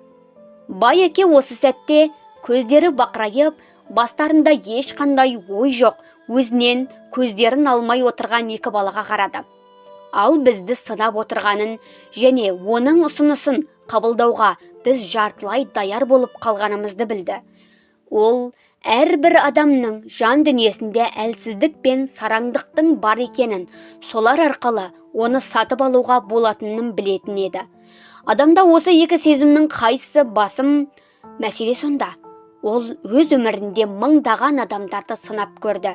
Мұны ол әрқашан жұмысқа қабылданушылармен әңгімелескенде жүргізетін. Жарайды, $5 сағатына. Нақ осы сәтте іштей бір өзгеріс болғандай сабама түстім. Бірдеңе өзгерген сияқты. Ұсыныс орынсыз өте жоғары болды. Сондықтан ол дөрекі еді. Мендегі барлық аласапыран басылды. 1956 жылы үлкен адамдардың некен саяғы ғана сағатына $5 жалақы алатын қызығушылық жоғалды. Салқынқандылықпен асықпай басымды бұрып, Майкке қарадым. Ол маған қарады. Менің жан дүниемнің әлсіз, сараң жақтары үнсіз қалды. сатып алуға көнбейтін түйсік бел алды. Менің басым мен жүрегімде тыныштық орнап, сенімділік пайда болды. Байқаймын, Майк те осындай құбылыс үстінде еді. Жақсы, деді Байакес ақыран. Көп адамдардың өз бағасы бар. Ол адам баласының ішкі жан дүниесінің қорқыныш және сараңдық деп аталатын сезімдердің нәтижесінде туады. Алдымен ақшасыз қалу қатері бізді табанды жұмыс істеуге мәжбүр етеді. Ал еңбекақы алғанда сараңдық немесе дүниеқоршылыққа, яғни ақшаға сатып алуға болатын көптеген салтанатты мүліктер мен заттарға қол жеткізуге армандап итермелейді. Осыдан барып, дәрменсіз жаман шеңбер пайда болады.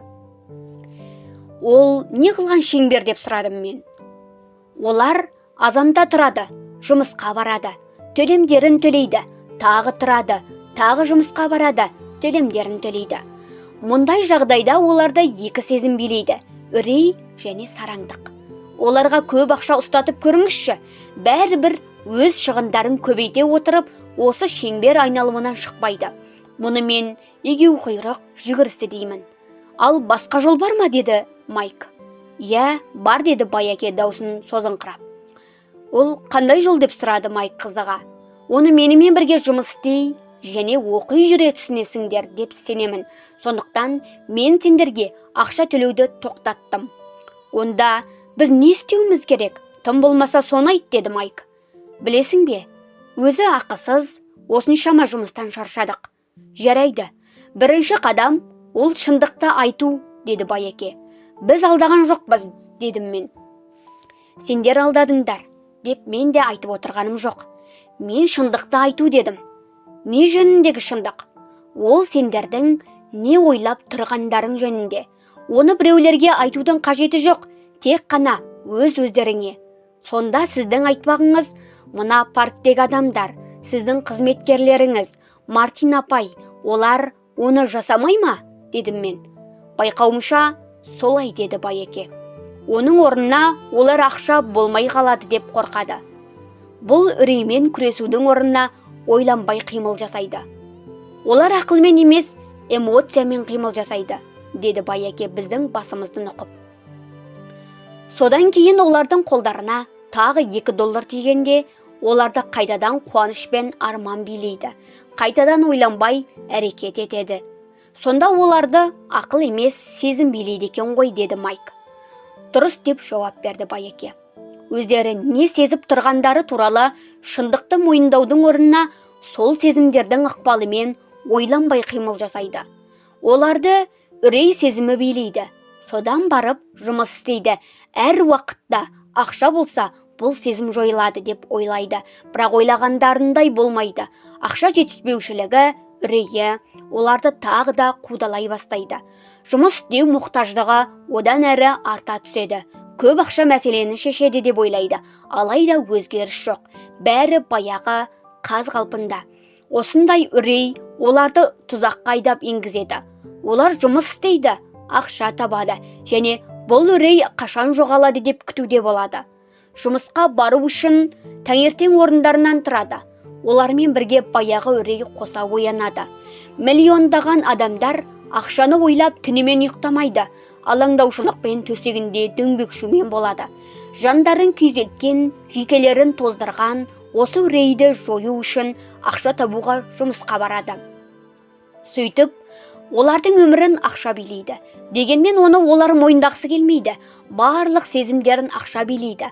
Ал ол түгелімен жаным билейді деген соң, естігендерімізді қорыту үшін Байеке біраз үнсіз қалды. Оның айтқандары Майк екеуміз түгел тыңдадық, бірақ толық түсіне алмадық. Үлкен кісілер жұмысқа неге соншалықты асығады екен деп жиі таңданатындығымды енді есіме түсірдім. Меніңше, жұмыс оларға аса ұнамайтын, одан бақытты да сияқты көрінбейтін. Әйтеуір, бір нәрсе оларды жұмысқа асықтыратын. Шамамыз келгенше, бірдеңе оққанымызды байқаған Байеке былай деді. Балалар, мен сендердің осындай тұзақтарға түсіп қалмауларыңды қалаймын. Менің сендерді нақтылы үйретейін дегенім сөз өзі осы еді. Жай ғана бай атану үшін емес, себебі байлық құр өзі бұл проблемаларды толық шешпейді. Шешпейді дедім мен таңданып. Жоқ, шешпейді. Мен сендерге әлі екінші сөзім ынтызарлық, яғни бірдемені қажетсіну туралы ештен айтқаным жоқ. Кейбіреулер мұны сараңдық дейді, бірақ маған ынтызарлық деген көп ұнайды. Адам өзіне жақсы, әсем, қызғылықты бірдеңені қалаушылық өмірдегі қалыпты жағдай. Осы қалауларын қанағаттандыру мақсатында адамдар ақша үшін жұмыс істейді. Оларды ақшаға сатып алып, орындауға болады деп ойлайды.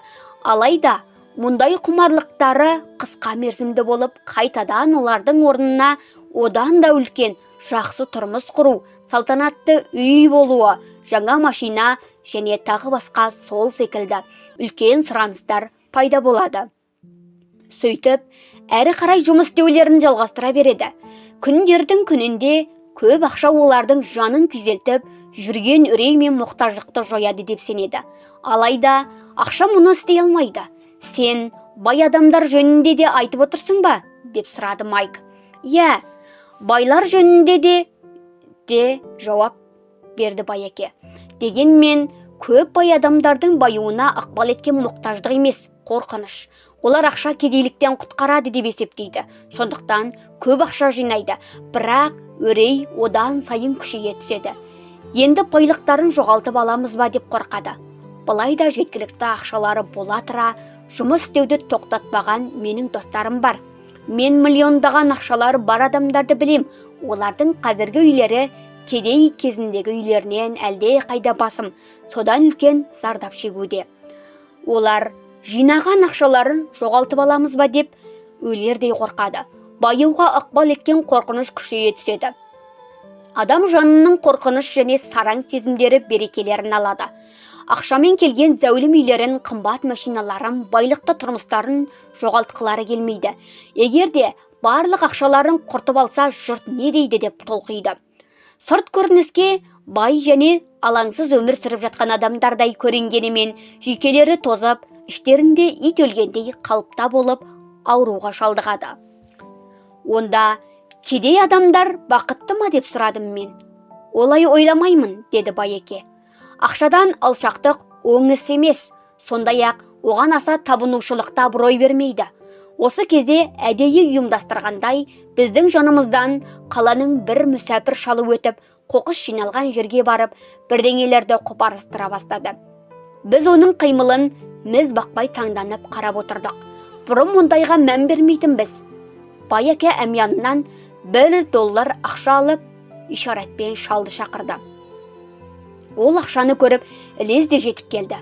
Оны алып көпке дейін рахметін айтып, төбесі көкке жеткендей болып, шапшаң кетіп қалды. Бұл кісінің менің көптеген жұмыскерлерімнен айырмашылығы шамалы, дейді Байеке. Мен ақша қызықтырмайды дегенде жиі айтатын адамдарды көп кездестірдім. Дегенмен сол ақша үшін күніне 8 сағат ғұмыр бойы жұмыс істеуге даяр. Олар шындықты жасырады. Егер де оларға ақша қажет болмаса, онда неге жұмыс істейді? Мұндай пиғыл ақшаны қапшықтап жинаушы адамның пиғылымен салыстыруға келмейтін сорақылық еді. Байекенің сөзін тыңдай отырып, өз әкемнің «Мені ақша қызықтырмайды» деп жиі айта беретін бейнесі көз алыма елестеумен болды. Оның тағы бір жиі айтатыны, менің жұмыс істейтін себебім өз жұмысымды қатты ұнатамын дейтін. Енді біз не істеуіміз керек, дедім мен. Онда біз үрей және сараңдық сезімдерінен арылғанша ақша үшін жұмыс істемеуіміз керек пе? Жоқ, бұл уақытты босқа өткізгендік болар еді, деп жауап берді Байеке. Эмоциялар адам баласының бойындағы ерекше қозғау салатын құбылыс. Сондықтан өз эмоцияларыңды сезініңдер, салыстырыңдар және пайдаланыңдар. Барлық ақыл ойларыңды өз бастарына зиян келтірмей, игіліктеріне бағыттаңдар. Ого, деді Майк. Менің бар айтқандарым сендерде әзір онша мазаландырмасын. Соңынан бұлар сендерге түсінікті болады. Өз эмоцияларыңды бақылаңдар. Асығыс қимыл жасауға асықпаңдар. Жұрттың көпшілігі бір жағдайларды ақылға емес эмоцияға жүгінеді. Эмоция эмоциялығымен, бірақ ойлануға үйрену керек. Сіз бұған мысал келтіре аласыз ба? Деп сұрадым мен. Әрине, мысалы, адам Маған жұмыс тауып алу керек дегенде оны эмоция билеп тұрады. Мұндай эмоция онда ақша болмай қалушылық үрейін туғызады. Дегенмен шындығында адамдарға ақша қажет емес пе? Мысалы уақытылы төлемдерін төлеуге дедім мен. Әрине қажет деп күлді Байеке. Менің айтып отырғаным жайшылықта осындай сезімдердің оларға үрей туғызатындығы туралы. Түсінбеймін деді Майк ренішпен. Мысалы деп бастады Байеке. Оларды ақша жетпейді деген үрейшілік сезімі билегенде, оны жою үшін бас салып, құны $2 жұмыс іздегенше өзіне мынандай жай сұрақ қоюға бола ма? Ал ұзақ мерзімді перспективалық тұрғыдан қарағанда жұмыс жақсы шешім болып табыла ма? Мен жоқ деп есептеймін. Әсіресе адам өмірін бір тұтас алғанда, жұмыс ұзақ мерзімді проблемаларды шешудің тек қана қысқа жолы. Бірақ менің әкем үнемі мектепте оқы, жақсы бағалар ал, түбінде тұрақты жұмыс табасың деуші едім мен міңгірлеп, қалыпты жағдайдан шығып қалғандай сезініп. Я, мен түсінемін деп күлді Байеке. Мұндай кеңесті көп адамдардан естуге болады, және ол көпшілігіне сәйкесте келеді. Дегенмен мұндай кеңес алдымен қорқыныш салдарынан беріледі. Онда менің әкем мұндай кеңесті қорққанынан айта ма? Я, деді Байеке. Ол, сен табыс таба алмай қаласың ба, сөйтіп қоғамның бір белсенді мүшесі бола алмайсың ба, деп өте қорқады. Мені дұрыс түсін, ол сені өте жақсы көреді, және саған дүниедегі барлық жақсылықты тілейді. Менің ойымша, оның қорқушылығы құптарлық жағдай. Білім мен жұмыс маңызды, алайда олар үрейді жеңуге көмектесе алмайды. Түсінесің бе? Оның саған мектепті бітіруді нығыздап айтап беруге мәжбүр ететін, өзін таңертең ерте жұмысқа қуатын баяғы үрей сезімі. Ал сіз не кеңес бересіз? Мен сендерді ақша күшін қалай меңгеру керек, соған үйреткім келеді. Бұл дүлей күштен қалай қорықпауға болады, сол туралы. Мектепте бұған оқытпайды. Егер де сендер бұған үйренбесеңдер, онда ақшаның құлы боласыңдар. Енді менің басымда бірдеңе айқындала бастаған сияқты. Оның шындығында біз ақша проблемаларын кеңірек және толығырақ түсінуімізді қалайтыны көрініп тұрды. Ол Мартин апай, өз жұмыскерлерінің көпшілігінің сонымен қатар менің әкемнің де нені көрмейтіндіктерін, неменеге мән бермейтіндіктерін көрсеткісі келді. Ол бізге өте қатал амалдарды пайдаланды, бірақ мен оларды өмір бойы ұмытқаным жоқ. Сол күні менің білім деңгейім біраз өсті. Шындығында көптеген адамдардың алдарында қаншама жасырын тұзақтардың бар екенін түсіндім. Дегенмен, біздер қайткенде де біреуге қызмет етеміз. Мұны біз әртүрлі деңгейлерде жасаймыз деп сөзін жалғастырды Байеке. Балалар, мен сендерге баяғы сол үрей және ниет сөзімдерін туындайтын тұзақтардың шырмауына қалай түспей өтуге болатын мүмкіншілікті көрсету менің парызым деп есептеймін. Бұл сезімдерді өздеріңе зиян емес, пайда әкелетіндей қылып жүгіндіру керек. Міне, сендерді осыған оқытқым келеді. Менің айтайын дегенім, ақшаны қайткенде қапшықтап табу жөнінде емес, ол бәрібір сендерді үрей мен мұқтаждықтан құтқармайды. Егер де сендер ең алдымен осы түйсіктерді ауыздықтай алмасаңдар, бай болсаңдар да, онда тек қана жоғары төлемді құл боласыңдар. Онда бұл тұзақтан қалай құтылуға болады дедім мен. Кедейлік пен қаржылық қиындықтардың негізгі себептері ол үрей және надандық. Әрине, мұндай сезім экономикада, мемлекетте және байларда жоқ. Адамдар бұл тұзаққа үрей мен надандықтың сандарынан түседі. Оның басты себебі өздері. Сондықтан, балалар, әзірше мектептегі оқуларыңды жалғастырыңдар және колледжде оқыңдар. Ал мен сендерді Роберт менен нені сұрады, соған оқыттым. Біртіндеп бұл бас қатырушылық ойлар бір салаға жиналып, бір тұтас ұғымға айнала бастады. Менің әкем қызмет бабында үлкен лауазымға ие болды, бірақ мектепте оны ақшаны қалай қолдану керек және өз үрейімен қалай күресу керектігі туралы ешкімде оқытқан жоқ. Енді мен екі әкеден біріне бірі қарама қарсылықты, бірақ өте маңызды мәселелерді білетіндігім айқын түсінікті болды.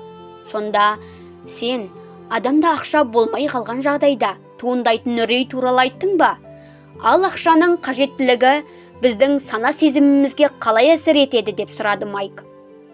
Мен сендерге жоғары баға сұнғанымда қалай сезіндіңдер? Тілеулеріңнің бірден қалай өскенін сездіңдер ғой. Біз басымызды изедік. Сендер қызуғандылыққа баспадыңдар, ұстамдылық жасап және ойландыңдар. Бұл өте орынды. Біздің барлығымызда да үрей мен сараңдық сезімдері бар. Бұл табиғи құбылыс. Осы сәттен бастап, осындай түйсіктерді өз игіліктеріңе ғұмыр бойы бейімдеуді игеру аса маңызды шарт. Өз сезімдеріне өздерін тәуелді болмай, оларды ақыл оймен басқаруға үйрену қажет. Жұрттың көпшілігі үрей мен сараңдық өздеріне қарсы жұмыс істейтіндігін аңғармайды. Осыдан барып надандық туады. Олардың көпшілігі үрей мен ішкі тілеушіліктің екпінді ықпалының салдарынан жалақыны, қосымша төлемақы және жеңілдіктерді ғұмыр бойы қуумен болады.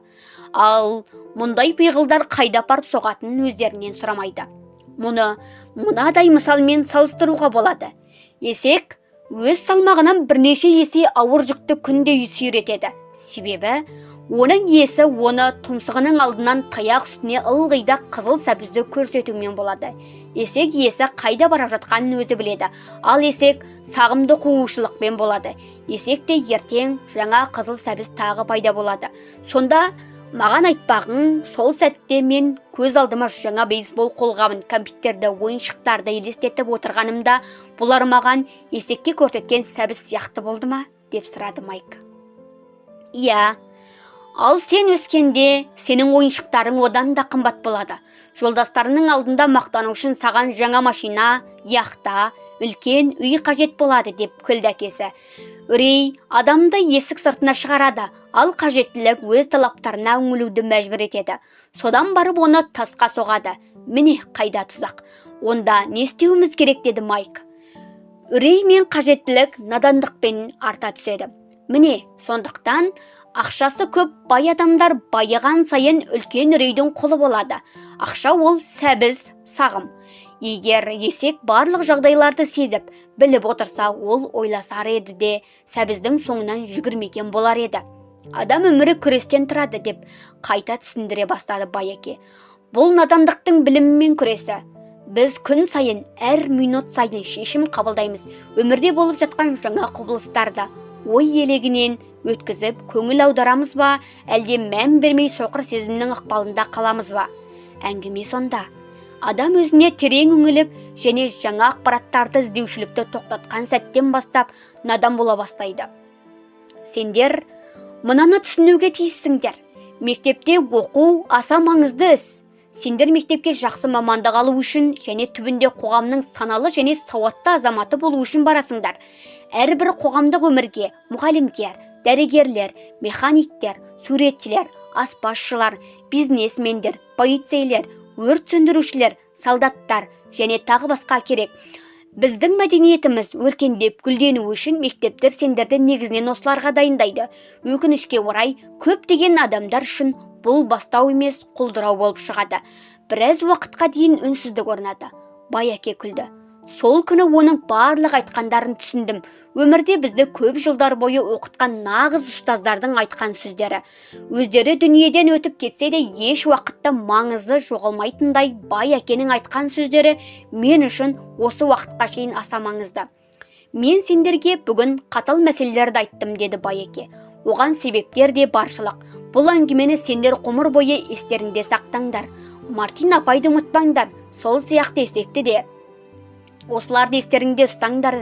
Себебі, егерде сендердің саналарыңды үрей мен сараңдық билеп кетсе, олар тұзаққа түсіруі ықтимал.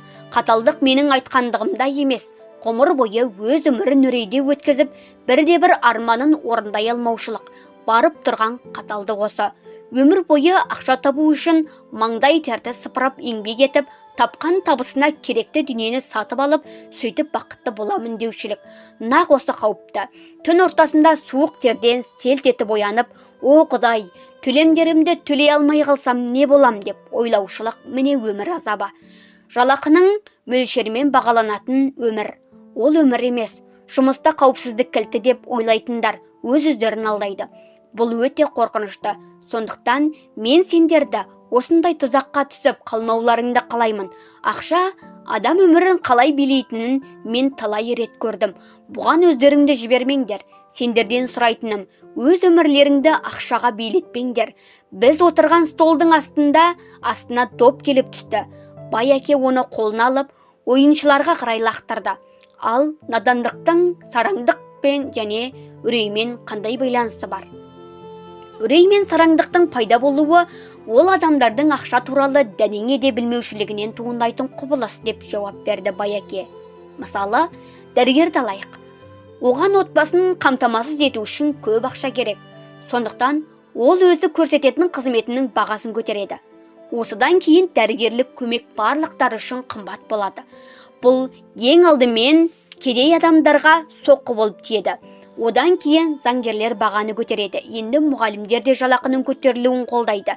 Сөйтіп, бізден көп салықтар алынады және тағы сол секілді. Ақырында тез арада кедейлер мен байлардың арасында үлкен алшақтық пайда болады да, баяғы былыққа, қақтығыстарға келіп соқтырып, өркениеттіліктің түбіне жетеді. Міне, осындайлардың салдарынан өмірде талай өркениеттілік күйреген болатын. Америкада осы жолға түсіп, тарихтың қайталанатындығын дәлелдеуде. Себебі біз тарихтан ешқандай қорытынды шығармаймыз. Біз тек қана даталар мен адам есімдерін жадымызда сақтап, нақтылы материалды игермейміз. Ал бағалар көтерілмеуге тиісті ме, дедім мен. Жоқ, егерде ақылды үкіметі мен өркениетті қоғам болса, бағалар керек болса төмендеуге тиісті. Әрине, бұл жалпы теория ретінде болады. Бағалардың қашанда көтерілуін үрей мен сараңдықтың салдарынан шығын надандықтың көрсеткіші болады. Егерде мектептерде ақшаның не екенін түсіндірсек, мемлекетте ақша көп болып, баға төмен болар еді. Бірақ мектептер ақша үшін жұмыс істеуге оқытады. Керісінше ақшаның күшін пайдалану үшін емес. Ал бизнес колледждер ше, деп таңданады Майк. Сонда сен менің бизнес колледжді аяқтап диплом алуымды құптамайсың ба? Рас, бизнес колледждер бар, деді бай әке.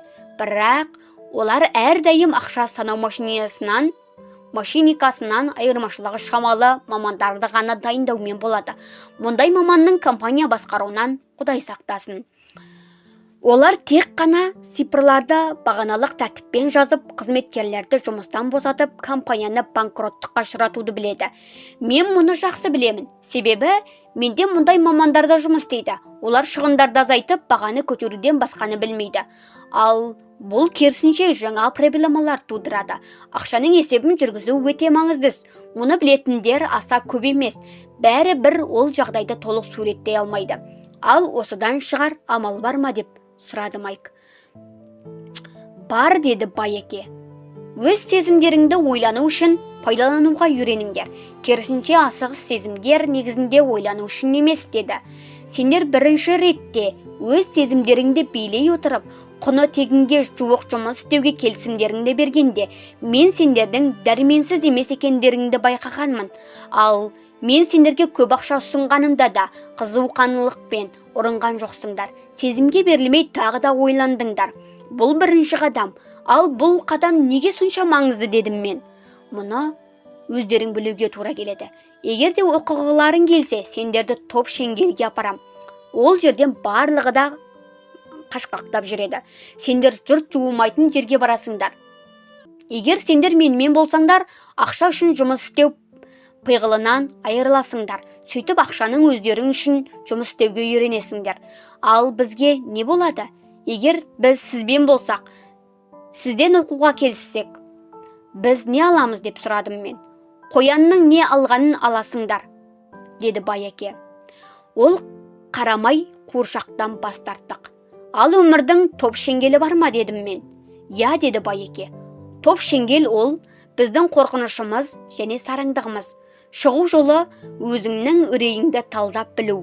Сөйтіп өзіңнің әлсіздігіңмен күресуге үйрене білу. Мұндай шығу жолы ақылмен, терең ой пікірді таңдаумен, салыстырумен табылады. Ойдың таңдаумен бе, деп сұрады Майк салмақтылықпен. Иә, ойды таңдау арқылы бас салып сезімге ұрынбай, төлемдерді уақытында төлей алмай қаламау деген үрей сені бозала таңнан тұрғызып, ақша үшін жұмыс істеуге қуалайды. Ал ойланушылық өзіңе бір мәселелер бойынша жан-жақты салыстырып, зерттеп, бір шешімге келуіне мүмкіндік береді. Мысалы, мына мәселе бойынша проблемаларды шешуде жұмыс ең жақсы түрі бола ала ма? Жұрттың көпшілігі оларды үрей билейтіндігі жөніндегі шындықты мойындамайды. Сондықтан терең ойлау қабілеттілігінен айырылады да үрейлікпен жұмысқа жүгіреді. Солай қарамай қуыршақтың тұтқынында болады. Өз ойларыңды таңдап алуларың керек дегенімде осыны ескерген едім. Оны қалай істеуге болады, деді Майк. Міне, бұған мен сендерді үйретем. Мен сендерге таңертең ерте асығыс көпе ішіп жұмысқа жүгірушілік асығыс сезіміне ұрынбай, көп ойлардың ішінен қайсысын қалап алуды таңдауды үйретем. Естеріңде болсын, қайталап айтам, жұмыс ұзақ мерзімді проблемаларды шешудегі барып тұрған ең қысқа жол. Жұрттың көпшілігінің басында бірақ проблема, оның өзі қысқа мерзімді. Ол айдың аяғында төлемдерді төлеу, бұл олардың қарамай қуыршағы. Олардың өмірін ақша билейді. Немесе, дәлірек айтсақ, үрей және ақшаның мәнін түсінбеушілік. Олар өздерінің ата-аналарының істегендерін қайталап, күнде тұрып, ақша үшін жұмысқа кетеді. Өздеріне мынандай, басқа тәсіл бар ма деген сұрақ қоюға уақыттары жоқ. Олардың ойларын эмоциялар билеген, ақын емес. Ал эмоциялар ықпалымен пайда болған ойларды ақылмен пішкен ойлардан қалай айыруға болады деп қызықты Майк. Өте оңай. Кейбір адамдар мұндай ойларды жиі қайталайды, деді Байеке. Мысалы, несі бар? Біз бәрімізде жұмыс істеуіміз керек, немесе барлық байларды соттау керек, және мен басқа жұмысқа кетемін. Менің жалақымнан өсірілуін қақым бар. Маған бұлай қарауға ешкімде де тырп еткізбеймін. Немесе маған бұл жұмыс ұнайды, себебі ол тұрақты деген сияқтылар. Ал керісінше, мен мүмкін бірдеңені түсінбейтін шығармын дегенді ойлары айтпайды. Нақ осы сұрақ эмоцияларға біздің ойымызды билеп кетуге тосқауыл болады, және байыпты әрі жан-жақты ойлауға уақыт береді. Мойындауымыз керек, сол күні бізге маңызды сабақ берілді. Бұл адамдардың сөйлеуі немесе іс-қимылы эмоциялардың ықпалымен бе, әлде ой елегінің ықпалымен болып тұрма? Соны қалай ажыратып білу сабағы еді. Осы сабақ маған өмір бойы пайдасын тигізді. Әсіресе өзімді ақыл емес, эмоциялар билеп тұрғандарын сезінгенімде. Біз қайтадан дүкенге кеттік. Жолшыбай, Байеке, байлардың шындығында ақша жасайтындығын түсіндірді. Олар ақша үшін жұмыс істемейді. Біз Майк екеуміз жезден 5 центтік ақша жасағанымызда, біздің ойымыз байлардың ойына өте жақын еді. Мұның проблемасы тек қана заң жүзінде рұқсат етілмеу еді. Оны банктер мен мемлекет қана жасай алады, бірақ біз емес. Ол ақша жасаудың заңды да заңсыз да жолдары бар екенін түсіндіреді. Содан кейін айтқаны, байлар ақшаның қиял, сағым екенін біледі. Яғни есекке көрсеткен сәбіз секілді теңеу деді. Миллиондаған адамдар ақшаны ақиқат деп есептейді, және олардың үрейлері мен сараңдықтары осы қиялды қандайды. Шындығында ақша бұл жалған. Ол ойын картасынан жасалған үй тәрізді. Оның құламай тұрған себебі оған көпшілік сенеді.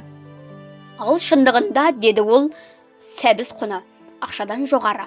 Ол Американың алтын стандарты туралы және әрбір долларлық банкнот күміс сертификаты екенін айтты. Бір кездерде біздің алтын стандарты құнсызданып және олар сертификаты болуын тоқтатады деген есек аяң оны қатты мазалайтын.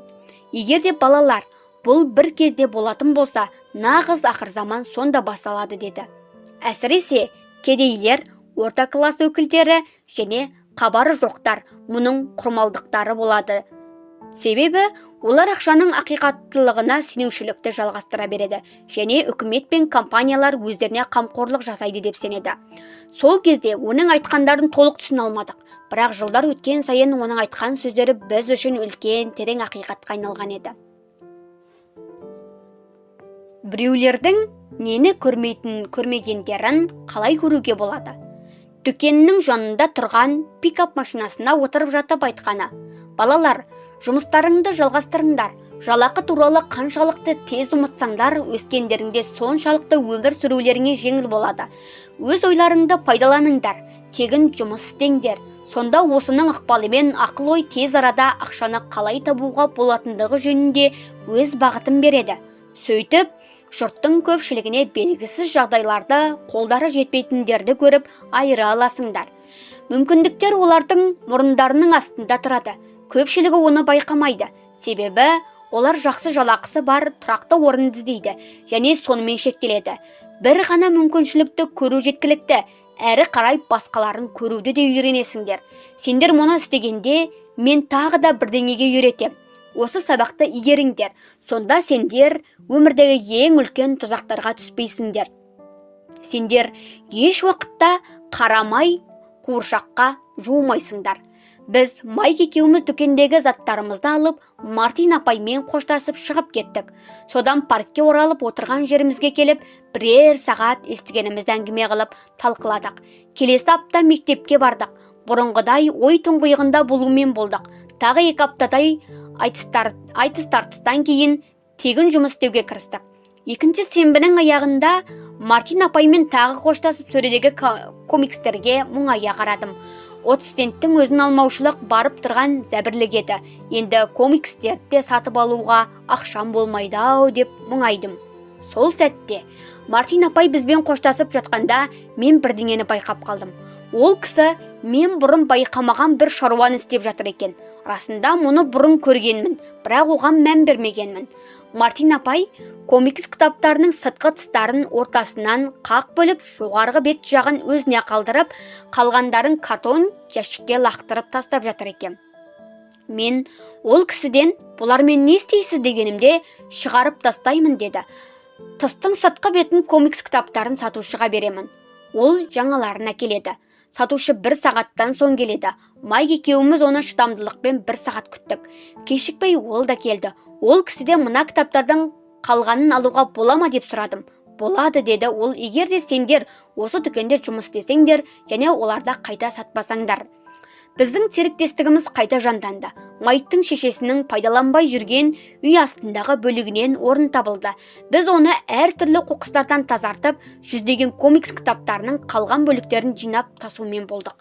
Сөйтіп, жуық арада біздің көпшілік үшін комикс кітапханамыз ашылды. Біз кітапхананың бас кітапханашысы ретінде оқу үздігі Майктың қарындасын жалдап алдық.